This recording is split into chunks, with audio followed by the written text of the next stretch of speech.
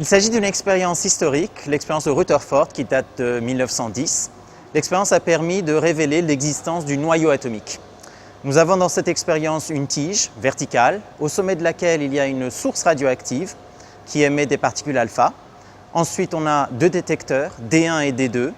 D1 est placé en face de la source radioactive, D2 un peu en biais.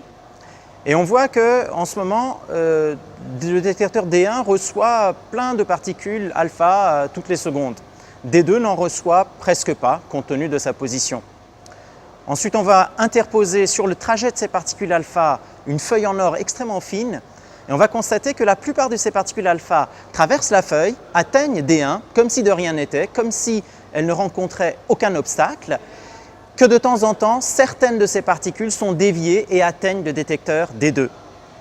Le fait que la plupart des particules traversent la feuille comme si de rien n'était prouve que la feuille est essentiellement vide, c'est-à-dire que l'atome est vide.